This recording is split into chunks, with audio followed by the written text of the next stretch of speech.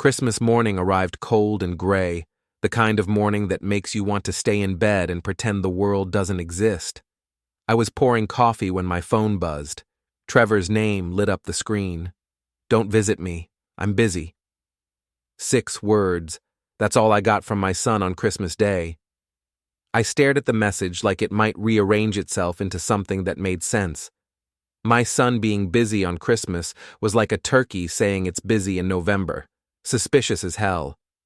Elise walked into the kitchen, her nurse scrubs already on for her afternoon shift. She saw my face and stopped. "What's wrong?" I showed her the phone. She read it twice, then looked at me with those sharp eyes that had diagnosed 1,000 emergencies. "That doesn't sound like Trevor." "No, it doesn't." "Grant, what are you thinking?" I set my coffee down harder than I meant to. "I'm thinking my son doesn't text like a robot unless someone's making him."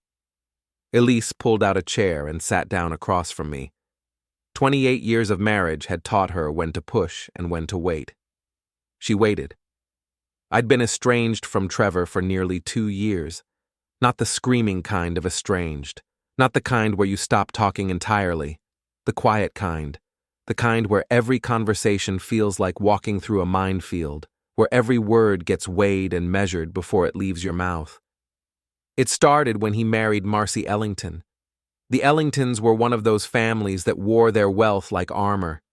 Lorraine and Patrick Ellington owned half the businesses in the county and acted like they owned the other half too. Their daughter Marcy had grown up believing the world existed to photograph her. When Trevor married into that family, I became the embarrassment. The father who worked with his hands, the consultant who climbed scaffolding and checked safety equipment instead of sitting in boardrooms. The man who didn't belong at their country club brunches or their charity galas. Trevor started canceling dinners, started making excuses, started looking at me like I was a problem he needed to solve. And now this text. "I'm going over there," I said. Elise didn't argue. She just grabbed her keys. "I'll drive you. I don't trust you not to kick down their door." "I might kick it down anyway." "Then I'll be there to explain it to the cops." We took Elise's sedan because my truck would be too obvious. The Ellingtons lived in Brightwater Estates, one of those gated neighborhoods where every house looked like it came from a catalog, and every lawn looked like it had been measured with a ruler. Lorraine was the HOA president, which meant she spent her days making everyone's life miserable over fence heights and mailbox colors. We drove past the guard shack, unmanned on Christmas because even security guards deserve a day off, and wound through streets named after trees that didn't grow in this climate. Magnolia Drive, Cypress Lane, Willow Court. The Ellington mansion sat at the end of Oak Ridge Circle, a sprawling 2-story colonial that probably cost more than I'd make in 3 lifetimes. Every window glowed with warm light. Cars lined the circular driveway. I could hear music and laughter even from the street. They were having a party. "Park here," I told Elise, pointing to a spot 2 houses down. We sat there watching the mansion like it might reveal its secrets if we stared hard enough. "You see Trevor's car?" Elise asked. I scanned the driveway. Trevor drove a modest Honda, the only modest thing about his life anymore. I spotted it parked off to the side, half hidden behind a decorative hedge. Something about it looked wrong. "There," I said, pointing. The driver's side door wasn't quite closed. Snow had drifted onto the seat. "How long has that door been open?" Elise whispered. "Long enough." I got out of the car before she could stop me. The cold hit me like a fist, that dry December cold that makes your lungs ache. I walked toward the mansion, keeping to the shadows, my breath fogging in the air. I'd spent 30 years as an industrial safety consultant. I knew buildings. I knew locks. I knew security systems and weak points and how people got lazy about checking their perimeters. The Ellingtons had cameras on their front entrance, but rich people always forgot about the sides and back. They assumed their neighbors would never do anything suspicious. I circled around the east side of the property, where a wooden fence separated their yard from the neighbors.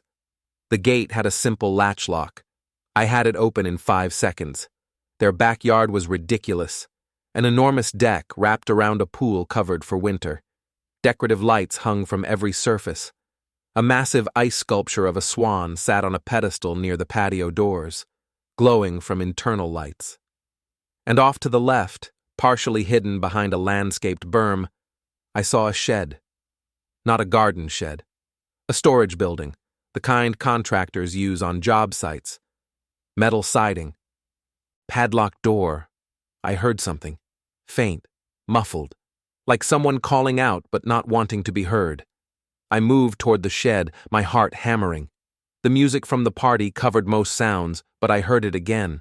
A voice, weak, desperate. Help! I grabbed the padlock. Heavy duty. The kind you need bolt cutters for. I didn't have bolt cutters. I had something better. I pulled my multi-tool from my pocket, a habit from decades of job sites, and examined the hasp. The padlock was solid, but the screws holding the hasp to the shed were standard Phillips head. Someone had installed security theater instead of actual security. It took me 2 minutes to remove the screws. The hasp fell away, padlock still attached. I yanked the door open. The smell hit me first. Sweat. Fear. Something metallic that I didn't want to identify. Trevor lay on the concrete floor. My son. My boy. 28 years old and lying on a bare concrete floor in December like garbage. His leg was bent wrong. Not broken, but injured. Swollen. His jeans were torn at the knee, and I could see the bruising even in the dim light from the party spilling through the door. His face was pale, his lips looked dry. He'd been crying. Dad? His voice came out as a croak. I dropped to my knees beside him. Jesus Christ, Trevor, what happened? Dad, you need to leave. He tried to sit up and gasped in pain. They'll see you. Who did this to you? Please, just go. I'm fine. You're on a concrete floor in December. You're not fine. He closed his eyes. I fell. Off the deck. They needed help with repairs and I fell. Who needed help? Patrick. He was fixing the railing. I offered to help. I looked at his leg again. When did this happen? Yesterday morning. Yesterday morning? Trevor, it's Christmas afternoon. You've been out here for over a day? I'm fine. I just need to rest. I grabbed his shoulder. Why are you out here and not in a hospital? Marcy didn't want me limping around the Christmas photos. The words came out flat, like he was reading them off a card, like he'd been told exactly what to say. I felt something cold settle in my chest. Not anger yet. Something worse. Clarity. Did they take your phone? He didn't answer. Trevor, did they take your phone and make you text me? It was my idea, he said quickly.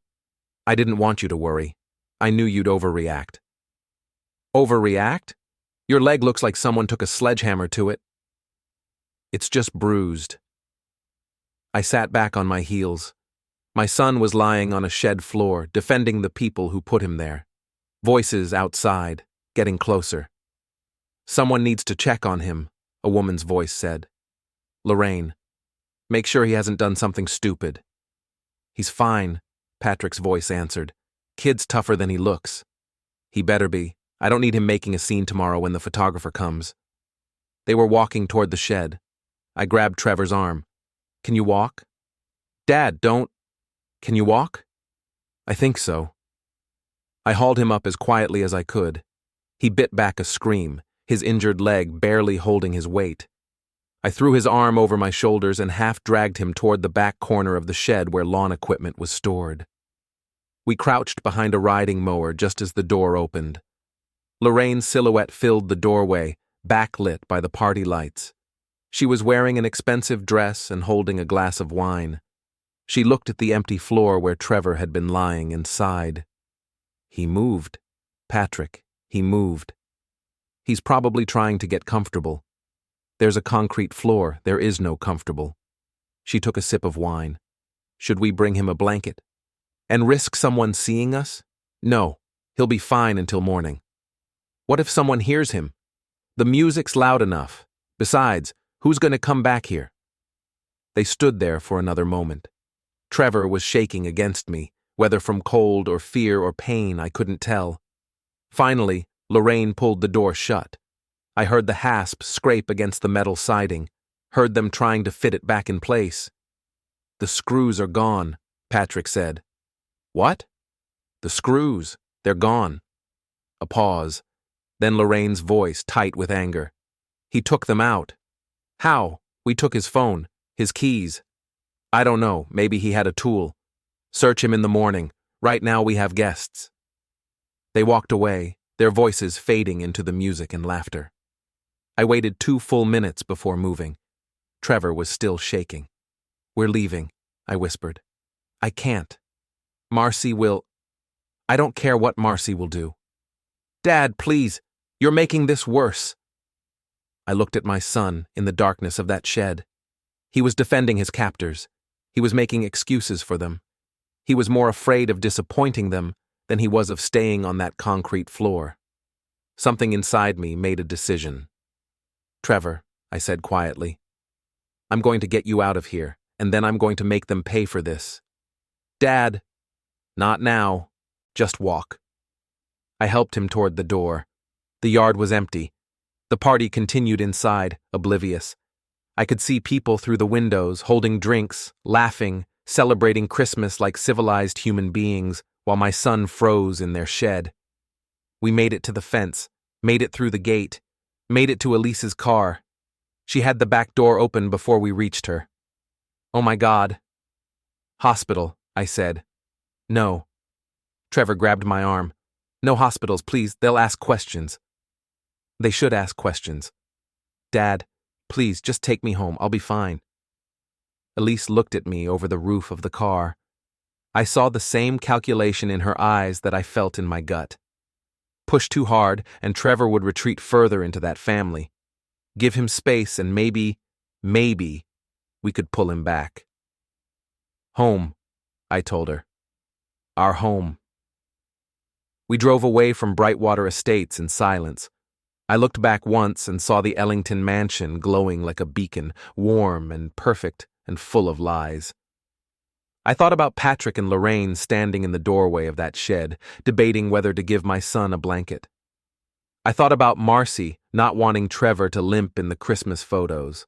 I thought about how they'd taken his phone and made him text me, and I felt something cold and hard settle deep in my chest where anger usually lived. It wasn't anger, it was purpose. Before we continue, hit the hype button, subscribe, and like the video to help the channel grow. Tell us which city you are from in the comments. We'd love to get to know our audience better.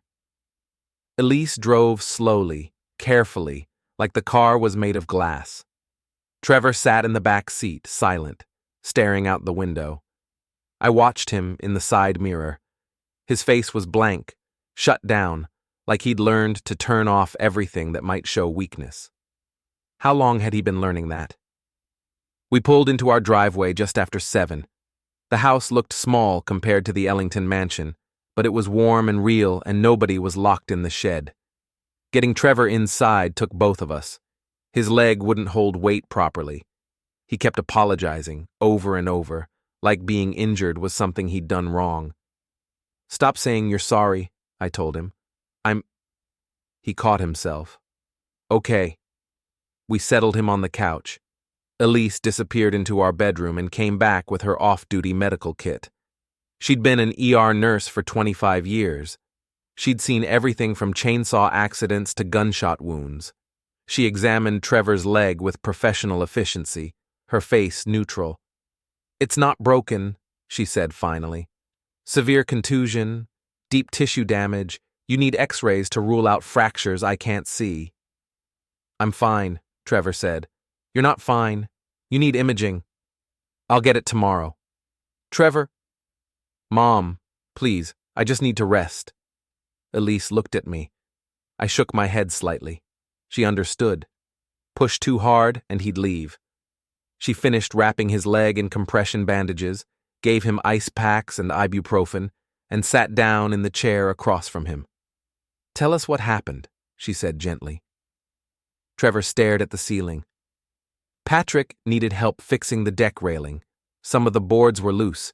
He asked me to help. On Christmas Eve? He wanted it done before the party. So you were working while they prepared for a party. I offered to help. Did you offer, or did he ask? Trevor didn't answer. I leaned forward.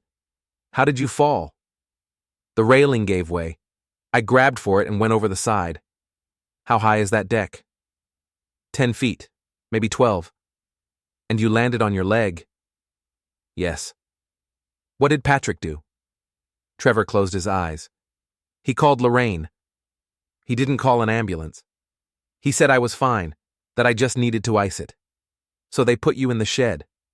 I couldn't walk well. Marcy didn't want guests to see me like that.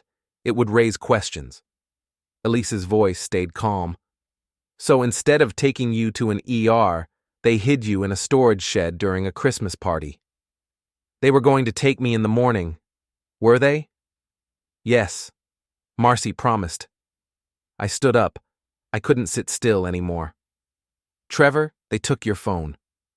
I gave it to them, so I wouldn't be tempted to bother anyone. They made you text me. No.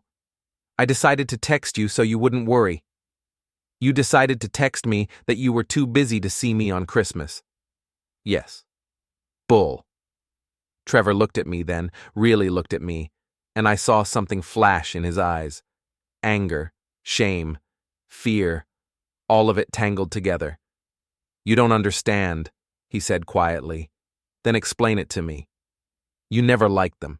You never gave them a chance. I never liked how they treated you. They treat me fine. They locked you in a shed. They didn't lock me in. The door wasn't... He stopped. The door wasn't what?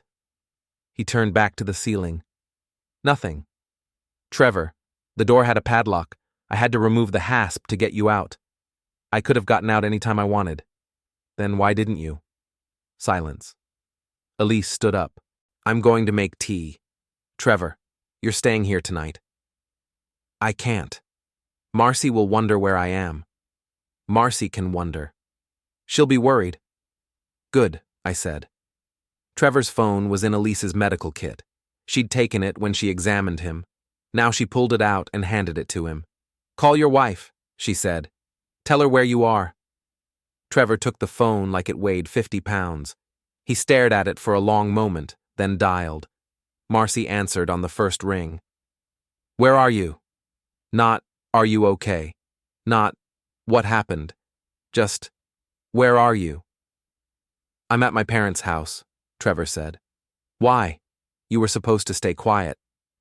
I couldn't stay in the shed anymore. Trevor, we talked about this. You embarrassed me enough falling off the deck. I can't have people asking questions about why you're hurt. I need to rest.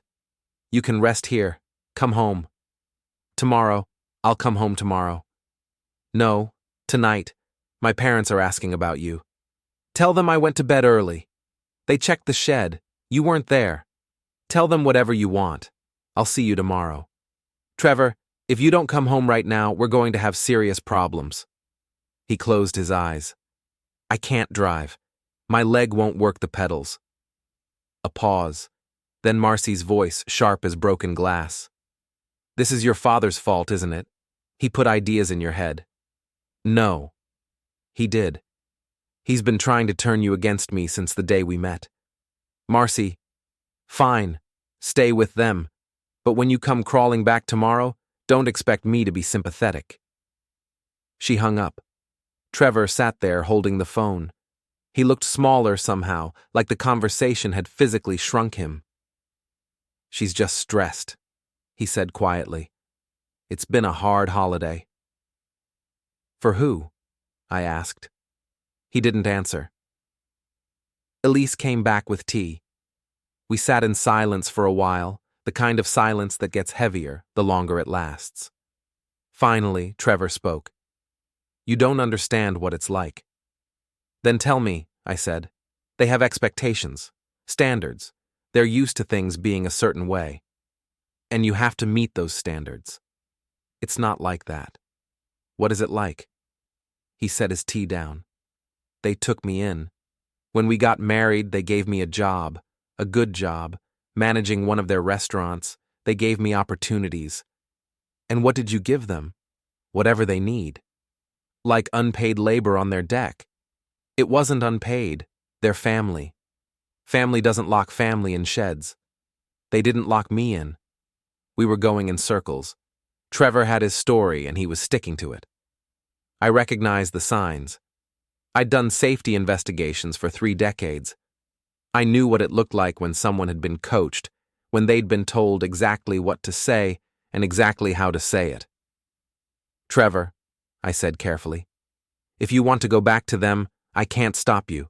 You're an adult. But I need you to know something. He looked at me. This isn't going to stop, I said. Whatever this is, the shed, the fall, the hiding, it's not going to get better. It's going to get worse. You don't know that. Yeah, I do, because people who treat you like this don't suddenly wake up one day and decide to be better. They just get more confident that they can get away with it. Dad, I'm not done. You can make whatever choice you want, but I'm not going to stand by and watch them destroy you. Not anymore.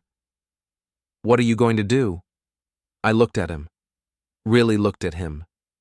My son, the kid I taught to ride a bike and tie his shoes and change a tire. The kid who used to laugh so hard he'd fall over. The kid who'd been ground down into someone who apologized for being injured. I don't know yet, I said. But something. Trevor shook his head. Don't start trouble, please. It'll just make everything harder. Harder for who? For me. For all of us. Trevor, it's already hard. Dad, promise me you won't do anything. I didn't promise. He fell asleep around 10, exhausted from pain and stress and whatever mental gymnastics he'd been doing to justify his situation. Elise covered him with a blanket and we retreated to the kitchen. Coffee? She asked. Something stronger. She poured us each a whiskey. We sat at the kitchen table, the same table where we'd eaten 1,000 meals, where Trevor had done his homework as a kid, where life had happened in all its messy, ordinary glory. What are you thinking? Elise asked. I'm thinking about going back there and burning their house down. Arson is illegal. So is false imprisonment. True. She sipped her whiskey. But we can't prove false imprisonment. Trevor would just say he wanted to be there. He's terrified of them. I know. But legally, he's an adult who made a choice. I finished my drink and poured another. So we do nothing? I didn't say that. I looked at her. Elise had the same expression she got when she was working through a complex case in the ER. Analytical, strategic. What are you thinking? I asked. I'm thinking the Ellingtons care more about their reputation than almost anything else. So? So we hit them where it hurts, not their bodies, not their property, their image. How? I don't know yet, but they have vulnerabilities. Everyone does. We just need to find them. I thought about Lorraine standing in that shed doorway, debating whether my son deserved a blanket. I thought about Patrick leaving him on concrete because it was more convenient than explaining an injury. I thought about Marcy's voice on the phone, angry that Trevor had embarrassed her by getting hurt. They're having a photographer come tomorrow, I said. What? Lorraine mentioned it. They're having a photographer come to take pictures, probably for their Christmas cards or social media or whatever they do to prove they're perfect. Elise leaned back in her chair. Interesting. What are you thinking? I'm thinking that if Trevor shows up limping, it raises questions. So they'll make him stay hidden. Or they'll make him participate and smile through the pain. Either way, they look bad. Exactly. She drummed her fingers on the table. We need more information about them, about their business, about what they value. I can do that. How? I smiled. It probably wasn't a nice smile. I know how to investigate. It's what I did for 30 years. You don't run safety audits without learning how to find weaknesses. Grant. They made a mistake, I said. They thought I was nobody. Just Trevor's embarrassing father who doesn't belong in their world. They forgot that underestimated people are the most dangerous. Elise studied me for a long moment. What are you planning? Reconnaissance first? Information gathering? I need to know who they are, what they do, where they're vulnerable. And then we make them pay. She reached across the table and took my hand. This could get messy. It's already messy. I mean legally messy. Personally messy. I know. Trevor might hate us for it. He might. I squeezed her hand. But at least he'll be alive and whole to hate us. Right now, he's breaking into pieces and calling it love. Elise nodded slowly. Okay. What do you need from me? Everything you can learn about them from the neighborhood gossip network. Nurses know everyone. You've lived here for 20 years. Someone knows something. I'll make some calls. I looked toward the living room where Trevor was sleeping. We can't let him know what we're doing. Agreed. He'll try to stop us. Or warn them. Elise winced. You really think he would? I think he's been conditioned to protect them, to put their needs above his own, to believe that keeping them happy is the most important thing in the world. That's not love. That's abuse. I know. But try telling him that. We sat there in the kitchen for another hour, planning. Elise pulled out her phone and started scrolling through contacts, making notes. I went to my office and dug out old files from safety audits I'd done. Not for specific information, just to refresh my memory on investigation techniques. By midnight, we had the beginning of a plan. By 1 a.m., I couldn't sleep. I went back to the living room and watched Trevor sleeping on the couch. His face looked younger in sleep, less guarded. I could see the kid he used to be before the Ellingtons got their claws in him. I made a promise to that kid. I was going to get him back, and I was going to make sure the Ellingtons never hurt anyone like this again. The next 3 days, I spent building a file on the Ellington family. Old habits from safety consulting kicked in hard. When you're investigating industrial accidents, you learn to document everything. Take photos, collect witness statements, build a timeline, find patterns. The Ellingtons had patterns. Patrick left for work every morning at 6:30. His construction supply business was 15 miles away, a sprawling warehouse complex with trucks coming and going constantly. I drove past it twice. Security was minimal. Chain link fence. One guard at the gate who spent most of his time looking at his phone. Lorraine's routine was more interesting. She spent her mornings patrolling the neighborhood, looking for HOA violations. I watched her measure someone's mailbox height. I watched her photograph a car parked 3 inches over the property line. Around noon, she'd return to the mansion for conference calls and paperwork. The HOA ran like a business, complete with budget meetings and architectural reviews and endless committees. Marcy's schedule was the most predictable. She woke late, around 10. Then came the photos. Breakfast photos, outfit photos, makeup photos, everything carefully staged and filtered and posted to her various social media accounts, with captions about gratitude and authenticity and living your best life. The irony was thick enough to choke on. Trevor's schedule was harder to track because he worked at one of the Ellington restaurants, an upscale place downtown called Meridian. I drove past it a few times but didn't go in. Too obvious. What I did notice was that Trevor was always working. Morning shifts, evening shifts, weekend shifts. The restaurant was open 7 days a week, and Trevor seemed to be there 6 of them. On my 3rd day of surveillance, Helen called me. Mr. Weldon? Grant? Yes? Can you come over? There's something I think you should see. I was there in 10 minutes. Helen was standing in her driveway, looking agitated. The HOA board is meeting tonight. So it's a special meeting. Lorraine called it. And from what I've heard, it's about increasing fees and tightening restrictions. Why do I care about that? Because half the neighborhood is sick of it. There's talk of voting her out. Actually voting her out this time. I felt something click in my brain. When's the meeting? 7 p.m. at the community center. Are these meetings public?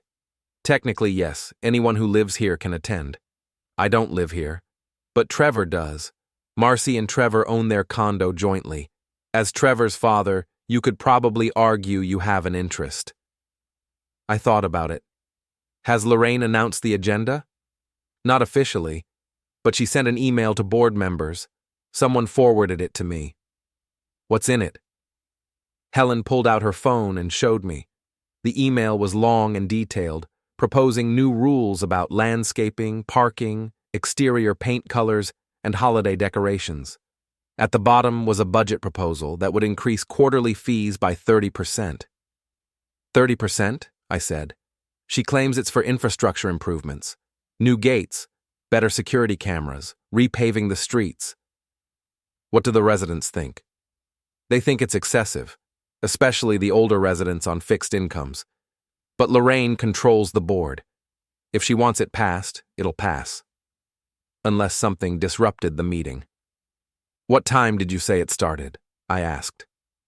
7. I'll be there. Helen looked worried. Grant, if you're planning to cause trouble, I'm planning to attend a public meeting. Lorraine won't like it. Good. I went home and told Elise what I'd learned. You're going to the HOA meeting? She asked. Yep. Why? Because I want to see Lorraine in action. I want to watch how she controls people, and I want to understand the power structure in that neighborhood. You're scouting the enemy.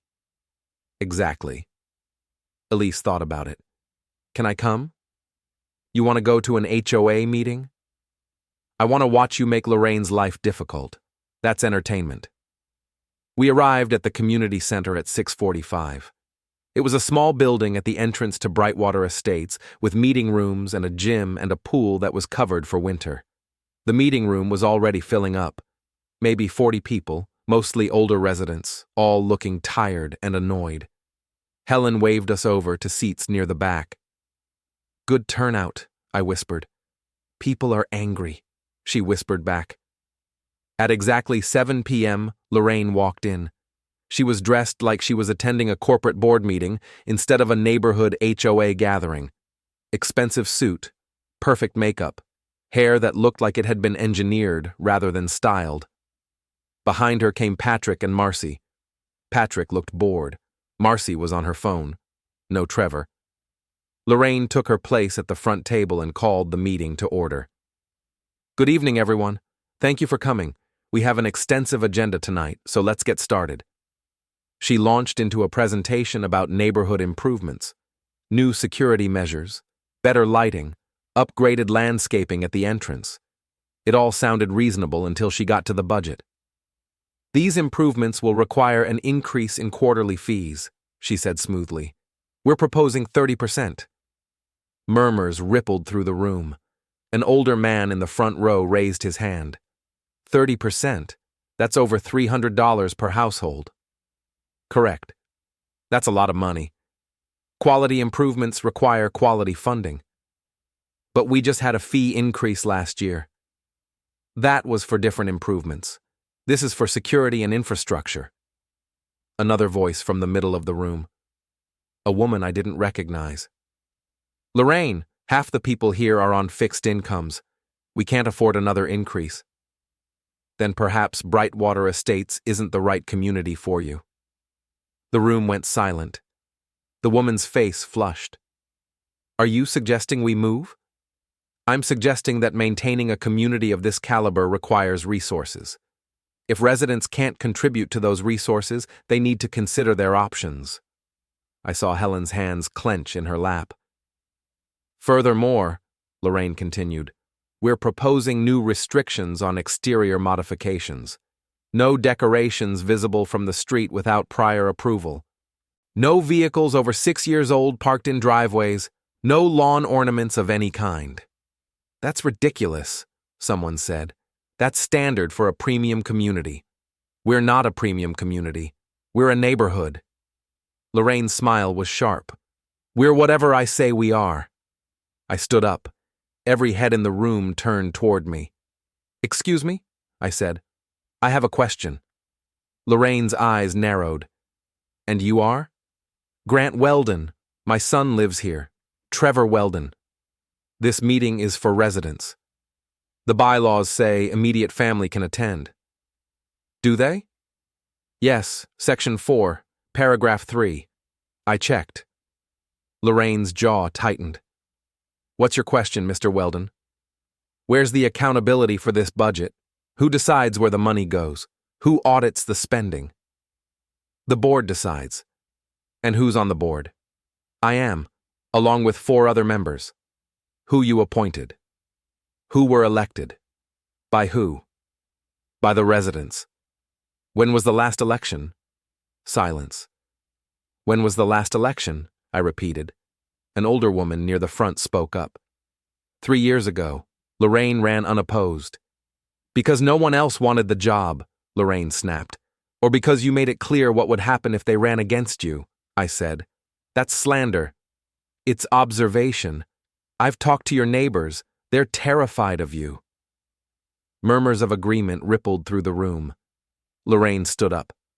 Mr. Weldon, you need to leave. I don't think so. This is a public meeting. It's a residents' meeting. And I'm representing a resident, my son, who, by the way, was working on your deck during Christmas while you hosted a party. Remember that? Her face went pale. Patrick stood up. That's private family business. Is it? Because I'm pretty sure forcing someone to work without pay violates labor laws. Trevor volunteered. Did he, or did you tell him to? You need to leave, Lorraine said again. Make me. For a long moment, nobody moved. Then Elise stood up beside me. I have a question too, she said. Why isn't there a line item in this budget for emergency services or community assistance? You're proposing to spend money on decorative lighting but nothing to help residents who might need support? This is an HOA, not a charity. It's a community. Communities help each other. Communities also have standards. And who decides those standards? Someone else said. You? I'm the president. Maybe we need a new president. Lorraine's face flushed with anger. If you don't like how I run this HOA, you're welcome to challenge me in the next election. When is the next election? Helen asked. When I schedule it. That's not how bylaws work, I said. Elections are supposed to be annual. It's been 3 years. We've been busy with improvements. You've been consolidating power. Lorraine slammed her hand on the table. Meeting adjourned. You can't adjourn, someone said. We haven't voted on the budget. I can adjourn any time I want. I'm the president. Actually, I pulled out my phone. According to Robert's Rules of Order, which your bylaws state you follow, you need a motion and a second to adjourn. Who are you? Lorraine hissed. I'm the guy who reads documentation. The room erupted. People shouting questions, people demanding votes, people standing up and refusing to sit down. Lorraine tried to regain control, but it was too late. The meeting dissolved into chaos. Patrick grabbed her arm and pulled her toward the exit. Marcy followed, still looking at her phone. The next morning, I got a call from my old firm. Grant, it's Mike Holloway. Mike had been my supervisor for 15 years before I retired. Good guy, fair boss. We'd stayed in touch. Hey Mike, what's up? I need a favor. We've got a client in your area who needs a safety audit on a warehouse expansion. Quick job, maybe 3 days. You interested? I almost said no. I was busy with the Ellington situation, but then he told me who the client was. Patrick Ellington's construction supply business. Sometimes the universe gives you gifts. When? I asked. Next week. Monday through Wednesday. I'll take it. Great. I'll email the details. I hung up and immediately called Elise. Guess who just hired me for a safety audit? Tell me it's not Patrick Ellington's company. She laughed. You're kidding. Nope. 3-day job. Full access to their facilities. Grant, that's perfect. That's what it is. Be careful. If they find out you're looking for anything besides safety violations, they won't. I'm good at my job. You're good at investigation, that's different. Is it? She sighed. Just don't do anything illegal. Define illegal. Grant. I'll be careful. Promise. The weekend passed slowly. I spent Saturday mapping out what I wanted to learn from the audit. Patrick's business had to have vulnerabilities. Every business did. The question was finding them. Sunday, Trevor called. Dad, can we talk? Of course. Not on the phone. Can I come over? When? Now? I looked at Elise. She nodded. Come over, I said. He arrived 20 minutes later. He was still limping slightly, though not as badly as before. His face looked thinner, more drawn, like stress was eating him from the inside. We sat in the living room. Elise brought coffee. Trevor held his cup like it was the only thing keeping him grounded. I'm sorry about the HOA meeting, he said quietly. You don't need to apologize. Lorraine is really angry. Lorraine is angry because someone finally challenged her. She says you're trying to turn the neighborhood against her. I asked legitimate questions about HOA finances. If that turns people against her, maybe her finances aren't legitimate. Trevor stared into his coffee. She wants me to tell you to stop. And what do you want? I want peace. I want my family to get along. Trevor, they're not your family. Not really. They're my wife's family. And what does Marcy say about all this? He didn't answer. Trevor? She says I need to control you. Control me? Make you understand that we don't need your interference. Is that what she said? Or is that what Lorraine said? Does it matter? Yeah, it does. Because one means Marcy thinks independently and the other means she's just repeating what her mother tells her. Trevor stood up. This is exactly what I'm talking about. You always find a way to make them sound bad. They make themselves sound bad. I just pointed out. You know what? Forget it. Coming here was a mistake. Trevor, wait. No. I thought maybe you'd listen. Maybe you'd understand. But you don't. You just want to be right. I want you to be safe. I am safe. Are you? Because 2 weeks ago you were lying on a concrete floor with an injured leg while they partied 30 feet away. That was an accident. Keep telling yourself that. He headed for the door. Elise intercepted him. Trevor, wait, she said gently. Your father isn't trying to attack you. He's worried. He's interfering. Because he loves you. He has a funny way of showing it. Does he? Because from where I'm standing, the people who claim to love you are the ones making you miserable. Trevor's eyes filled with tears. You don't understand. Then help us understand. I can't. You wouldn't believe me anyway. Try us. He shook his head. I have to go. Marcy's waiting. It's Sunday morning. What's she waiting for? We're doing a photo shoot. For her blog. You just limped in here. You're exhausted. And you're going to a photo shoot? It's important to her. What about what's important to you? This is important to me. Making her happy is important to me. Elise looked at me. I saw the same thing in her eyes that I felt in my chest. Heartbreak, frustration, fear. Okay, Elise said softly. Go to your photo shoot. But Trevor? What? We're not giving up on you. No matter what they say, no matter what they do, we're not giving up. He left without another word. Elise and I stood in the doorway watching his car pull away. He's braking, she said. I know. We're running out of time. I know that too. What's the plan? I thought about the safety audit, about Patrick's company, about the 3 days I'd have inside their operation. We accelerate, I said. No more slow reconnaissance. We find their weakest point and we hit it hard. What if Trevor gets caught in the crossfire? He's already caught. At least this way he'll see what's happening.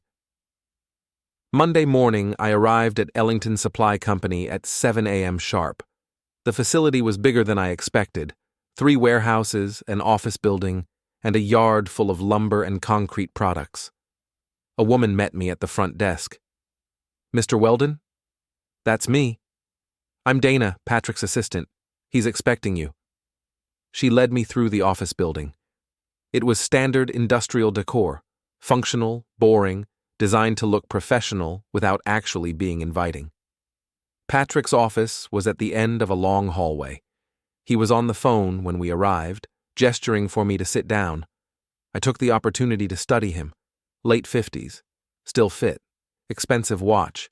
Everything about him screamed success. But there was something else there too. A tightness around his eyes, a tension in his shoulders. He hung up and turned to me. "Mr. Weldon, thanks for coming on short notice." "Not a problem. Mike speaks highly of you, says you're thorough." "I try to be." "Good, because we're expanding operations, and we need to make sure everything's up to code. The last thing we need is an inspector shutting us down." "What kind of expansion?" "New warehouse, automated inventory system. We're doubling our storage capacity. Big investment. Big potential return." He showed me the plans. Everything looked standard. But I noticed something interesting. Several of the building permits were pending. They were doing construction before final approval. That was a violation. I didn't mention it. Not yet. Patrick walked me through the facility. I took notes on everything: lighting, ventilation, fire suppression systems, emergency exits, load-bearing capacity, all the standard stuff. But I also watched the employees. They were scared of Patrick. I saw it in how they moved when he entered a room, how they suddenly got very busy, how they avoided eye contact. One worker, a young guy, maybe 25, dropped a box when Patrick walked by. The box split open, spilling bolts across the floor. "Jesus Christ, Tommy," Patrick snapped. "How hard is it to carry a box?" "Sorry, sir, I'll clean it up." "You're damn right you will, and it's coming out of your paycheck." "It was an accident." "I don't pay you to have accidents." I watched Tommy scramble to pick up bolts, his face red with shame. That was interesting. Over the next 3 days, I documented everything: safety violations, code infractions, unpermitted construction. But more than that, I documented Patrick's treatment of his employees. Verbal abuse was constant: threats about firings, illegal wage deductions, unsafe working conditions that were dismissed when workers complained. By Wednesday afternoon, I had enough information to bury him. But information was only useful if you knew how to deploy it. I was writing my report when Patrick came to check on me. "How's it looking?" he asked. "Mixed. Some issues that need addressing." "Serious issues?" "Depends on your definition of serious." His jaw tightened. "What does that mean?" "Means you've got some unpermitted work happening, some safety concerns, some documentation problems." "How bad?" "Bad enough that you need to fix it before an official inspector shows up." "Can you keep this between us?" "I can write the report with recommendations instead of violations. What you do with those recommendations is up to you." "I'd appreciate that." I handed him my preliminary notes. He scanned them, his face getting darker with each page. "This is excessive," he said. "It's thorough. You're trying to make me look bad. I'm trying to document what I found. If that makes you look bad, maybe you should examine why." He set the notes down carefully. Too carefully. "You're Trevor's father." "Yes. This is personal. This is professional. You hired me to do an audit. I did an audit. You're going after me because of what happened at Christmas. What happened at Christmas is you left my son on a concrete floor. This audit has nothing to do with that." "Bull. Mr. Ellington, if you don't like my findings, you're welcome to hire someone else to verify them, but I guarantee you they'll find the same things, probably more." "Get out." "Excuse me?" "Get out of my facility. You're done here." I gathered my things, slowly, deliberately. "I'll send the final report to Mike. He'll forward it to you." "Don't bother. I'll tell him you were unprofessional." "Will you? Because Mike has been doing this for 30 years. He knows what a legitimate audit looks like, and he knows what happens when clients reject legitimate findings." Patrick's face flushed. "Are you threatening me?" "I'm informing you. There's a difference." I walked out before he could respond. Dana was at her desk. She looked terrified. Is everything okay? Fine, just a disagreement about methodology. He seems angry. He'll get over it. She lowered her voice. Can I ask you something? Sure. Are the safety problems really that bad? Bad enough. I thought so. I've been telling him for months that we need to fix things, but he keeps saying it's fine. It's not fine. I know. She glanced toward Patrick's office. Be careful. He gets vindictive when people cross him. Thanks for the warning. I left the facility with a thumb drive full of documentation and a clearer picture of who Patrick Ellington really was. He was a bully, a corner cutter, a man who prioritized profit over safety and who treated people like disposable assets, just like he treated Trevor. That evening, Elise and I went through everything I'd found. This is damning, she said. It's actionable. What are you going to do with it? I'm going to compile it, document it, and I'm going to hold on to it until the right moment. What's the right moment? When we can use it to maximum effect. She studied the photos I'd taken. Workers in unsafe conditions, unpermitted construction, violation after violation. Patrick could lose his business over this. Maybe. That's a big weapon. It's leverage, and we're going to need it. My phone buzzed. Helen Walsh. Grant? There's something happening. What? Lorraine called an emergency HOA meeting tomorrow night. She's proposing to remove several residents from the board. Which residents? The ones who questioned her at the last meeting.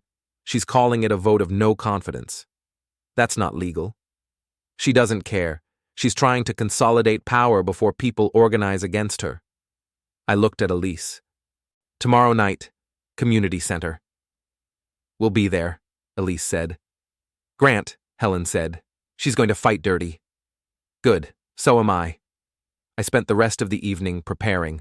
If Lorraine wanted war, I'd give her war. But first, I had one more thing to do. I called Trevor. Dad, I can't talk right now. This is important. What? I need you to trust me. Why would I trust you? You're making everything worse. Trevor, tomorrow night there's an HOA meeting. I need you to be there. Why? Because you need to see something. See what? Who Marcy's family really is. I know who they are. No, you know who they pretend to be. Tomorrow night, you'll see the truth. Dad, please, just come. If I'm wrong, I'll apologize and never bother you again. But if I'm right, you need to know. Silence on the line, then, fine, I'll be there. Thank you. I hung up before he could change his mind. Elise looked at me. What are you planning? I'm planning to show Trevor exactly what kind of people have control of his life. This could blow up in your face. It could, but doing nothing definitely won't work. What do you need from me? I need you to record everything, phone, camera, whatever you've got, because tomorrow night Lorraine Ellington is going to show her true colors, and I want evidence. She nodded. Done. That night I barely slept. I kept running through scenarios. What if Trevor didn't show? What if Lorraine didn't take the bait? What if I'd miscalculated her arrogance? But when morning came, I knew I'd made the right call. The Ellingtons had gotten away with their behavior for too long. They'd bullied people, controlled people, hurt people. Tomorrow night, that ended. Tomorrow night, we burned their perfect image to the ground. The community center was packed, every seat filled, people standing against the walls, more people outside trying to get in. Word had spread about Lorraine's attempt to remove board members, and the neighborhood was done staying silent. I arrived with Elise at 6:30. We positioned ourselves in the middle of the room where we could see everything. Helen was near the front, looking nervous. Other residents I recognized from the previous meeting were scattered throughout the crowd. No sign of Trevor yet. At 6:45, Lorraine swept in like she was arriving at a coronation instead of a neighborhood meeting. Patrick and Marcy followed. This time, Trevor was with them. He looked miserable. Marcy had her arm looped through his, proprietary, like she was afraid he might run. She was wearing another expensive outfit, her phone in her free hand, probably ready to document her mother's triumph. Trevor caught my eye across the room. I nodded slightly. He looked away. Lorraine called the meeting to order at exactly 7 p.m. "Thank you all for coming," she said. Her voice had that artificial warmth that people use when they're pretending to care. "I know this is unusual, calling a special meeting, but circumstances require immediate action."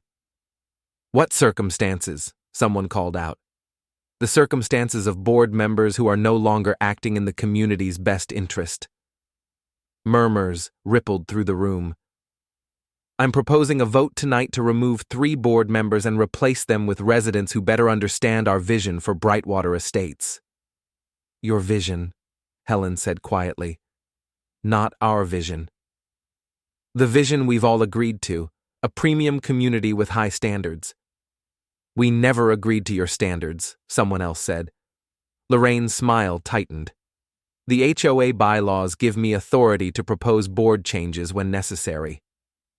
"They give you authority to propose," I said, standing up. "Not to decree. The residents have to vote. And they will vote. Tonight." "On what grounds are you removing these board members?" "On the grounds that they've failed to uphold community standards." "Which standards?" "Multiple standards. They've missed meetings, failed to enforce violations, questioned budgets unnecessarily." "Questioning budgets is their job." "Not when the questions undermine community cohesion." I looked around the room. "Everyone hearing this? Your HOA president thinks asking about money is undermining community cohesion." Several people started talking at once. Lorraine banged her gavel, an actual gavel, like she was a judge instead of a neighborhood busybody. "Order! I will have order." "You'll have order when you explain where the money's going," I said. "The money goes to community improvements, as outlined in the budget." "The budget you won't let anyone audit." "There's no need for an audit. I maintain detailed records." "Then show us the records." "That's privileged information." "Privileged? It's HOA funds, resident funds. Nothing about it is privileged." Patrick stood up. "Mr. Weldon, you need to stop disrupting this meeting." "I'm not disrupting. I'm participating." "You're not even a resident." "My son is." "Trevor, stand up." Trevor looked like he wanted to disappear into the floor. "Trevor," I said again. "Stand up." Slowly, reluctantly, he stood. "Trevor lives here," I said. "He pays HOA fees. He has a right to know where that money goes. Don't you, Trevor?" Trevor looked at Marcy. She was glaring at him. He looked at Lorraine. She was glaring harder. I trust the board," he said quietly. "Do you? Or are you just saying what they told you to say?" "Dad, please." "Trevor, these people kept you on a concrete floor. They took your phone. They made you text me that you were too busy to see me on Christmas. And now they're trying to silence anyone who questions them. You really trust them?" The room went absolutely silent. Marcy's face flushed red. "That's private family business." "Is it? Because it seems like a pattern. Control, manipulation, punishment for anyone who steps out of line." "You're making things up," Lorraine snapped. "Am I? Let's ask the neighborhood. Anyone here ever been threatened by Lorraine Ellington?" Silence. Then one hand went up, then another, then 5 more. "Anyone here been fined for ridiculous violations?" More hands. "Anyone here feel like they can't speak up without retaliation?" Almost every hand in the room went up. Lorraine's face had gone from red to white. "This is slander. It's testimony, from your neighbors, the people you're supposed to serve." "I do serve them." "You serve yourself, and your family serves themselves, and anyone who gets in your way gets crushed." Patrick moved toward me. "That's enough." "Is it?" "Because I've got documentation of how you run your business. Safety violations, wage theft, unpermitted construction. You want to talk about serving the community? Let's talk about how you endanger your employees." "That's lies." "I've got photos. witness statements, building permit records, all ready to go to OSHA and the State Labor Board. Patrick stopped moving. You wouldn't. Try me. Lorraine's voice was shrill now. This is harassment. Someone call the police. Call them, I said. I'd love to explain to police why Trevor spent Christmas in your shed. Trevor made a small sound, almost a whimper. Marcy turned on him. You told them. I didn't. You must have told them. How else would they know? I found him, I said. I broke into your property, and I found my son lying on concrete with an injured leg, while you people partied like royalty. He was resting, Lorraine said desperately. He was imprisoned. He could have left any time. With what phone? With what car keys? You took everything from him. The crowd was stirring now, angry murmurs, people standing up. Several residents pulled out their phones to record. Helen stood up. Is this true? You kept Trevor in a shed? He needed somewhere quiet, Lorraine said. He needed a hospital. He needed help. He needed basic human decency. We were going to take him in the morning. After your perfect Christmas photo shoot. After you made sure nobody saw him limping around. After you protected your precious image. Marcy was backing toward the door. This is insane. Trevor, we're leaving. Trevor didn't move. Trevor, Marcy said sharply. Now. Trevor looked around the room, looked at all the faces staring at him, looked at his in-laws who were watching him like a bomb about to explode. I don't want to leave, he said quietly. What? I don't want to leave. I want to hear this. There's nothing to hear. It's all lies. Is it? Trevor turned to Lorraine. Did you keep me in the shed? We were protecting you. From what? From embarrassing yourself, from questions about your injury, from ruining your party, Trevor finished. That's what you said. You said I'd ruin the aesthetic. Marcy grabbed his arm. You're confused. You hit your head when you fell. I didn't hit my head. I hurt my leg, and you told me to stop whining about it. I never said that. You did. You said I was being dramatic, that I was making a big deal out of nothing. Because you were. I couldn't walk, Marcy. My leg was swollen to twice its normal size, and you told me to ice it and get over it. The room was completely silent now. Everyone watching, everyone listening. Trevor pulled his arm away from Marcy. You told me that your family gave me everything, that I owed you loyalty, that I needed to stop being so sensitive and learn how things work in a real family.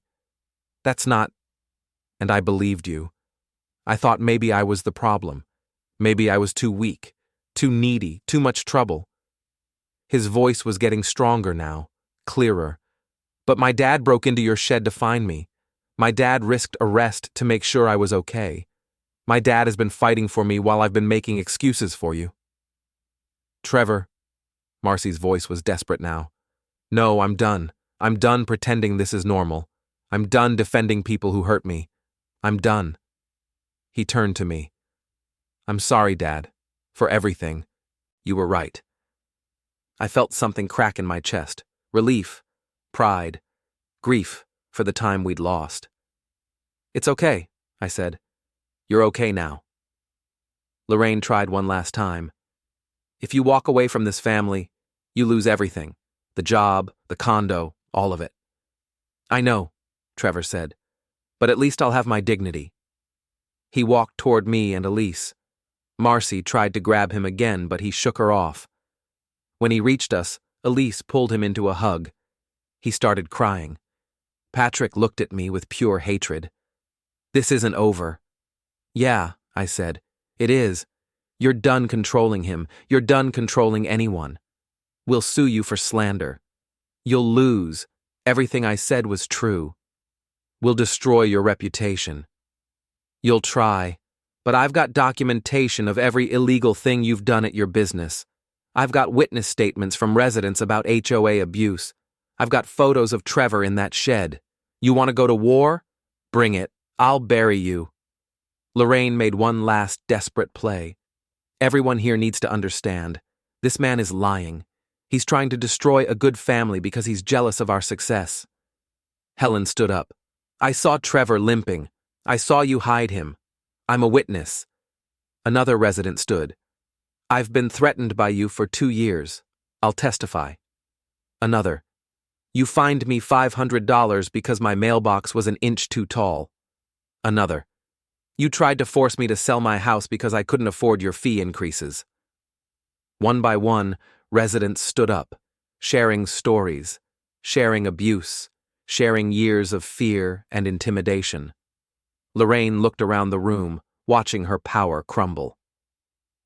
This meeting is adjourned, she said weakly. No, I said. This meeting is just getting started.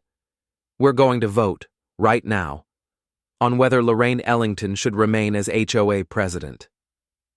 That's not on the agenda. I'm making a motion. Do I have a second? Second, Helen said immediately. All in favor of removing Lorraine Ellington as HOA president? A forest of hands shot up, almost unanimous.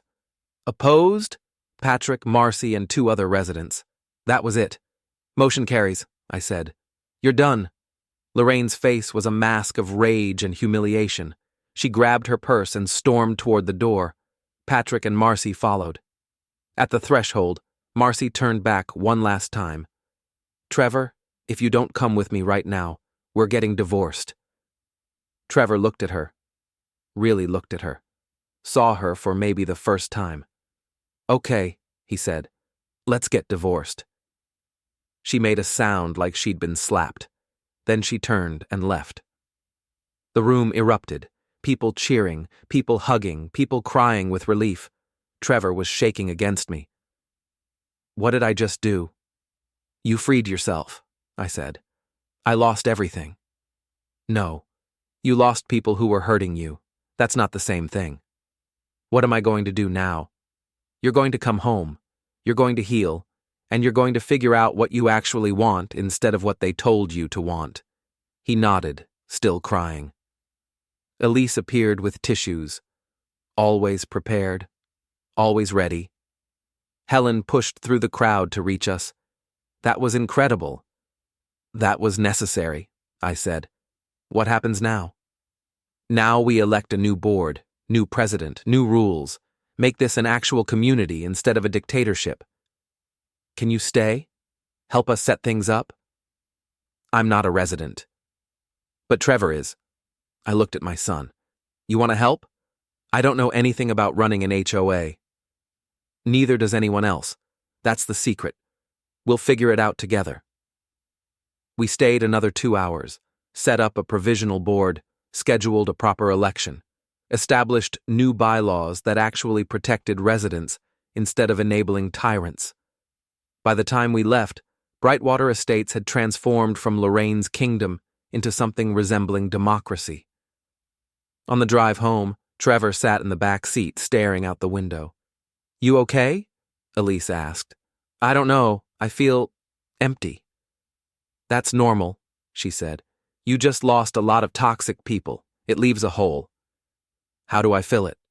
With better people, real people, people who actually care about you. Where do I find those? You already did. They've been here all along. Trevor met my eyes in the rearview mirror. I'm sorry I didn't believe you. You believed them because you wanted to, because you thought they offered something you needed. What? Belonging, purpose, a place in the world. They didn't offer me anything. They just took. I know. But you didn't see that yet. Now you do. We pulled into our driveway. Trevor got out slowly, like he'd aged 10 years in one evening. Can I stay here? He asked. Just for a few days, until I figure things out. You can stay as long as you need, Elise said. Thank you. We went inside. Elise made tea. Trevor collapsed on the couch, the same couch he'd slept on after I found him in the shed. What do I do about the job? He asked. Quit, I said. Just like that?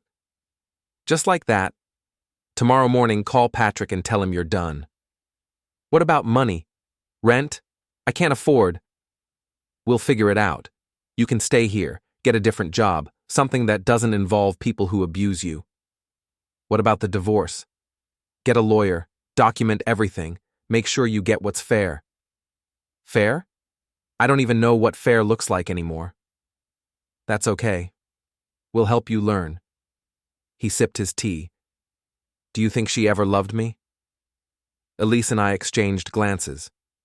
I think she loved what you represented, Elise said carefully. Someone she could control, someone who made her feel powerful. That's not love.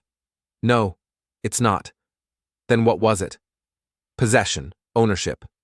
The same thing her parents practiced on everyone around them. Trevor set down his tea. I wasted 2 years. You didn't waste them. You learned from them. Learned what? That I'm stupid enough to fall for manipulative people? You learned what manipulation looks like. You learned red flags. You learned your own limits. Those aren't wasted lessons. They feel wasted. They won't. Not eventually. He pulled a blanket over himself. I'm tired. Sleep, I said. Tomorrow we'll start figuring out next steps. Next steps to what? To whatever you want. To your life. The real one. Not the one they designed for you. He closed his eyes. Elise and I retreated to the kitchen. He's going to have a hard time, she said quietly. I know. Recovering from psychological abuse takes years. We've got years. Grant, what we did tonight, that was warfare. It was justice. It was both. And the Ellingtons aren't going to let it go. Let them come. I'm ready. Patrick looked like a bully who got called out. That's different. Is it? I thought about it. We'll be careful. We'll document everything. We'll make sure Trevor's protected. And us? We've been taking care of ourselves for 30 years. We'll be fine. She leaned against me. I'm proud of what you did tonight. We did it together. You started it. I just helped. Best help I ever had. We stood there in the kitchen for a long time, holding each other, knowing that the war wasn't over, but at least we'd won a battle. My phone buzzed. Unknown number. I almost didn't answer. Then curiosity got the better of me. Yes? You destroyed my family. Lorraine's voice, broken now, all the authority gone. You destroyed your family. I just exposed it. We gave Trevor everything.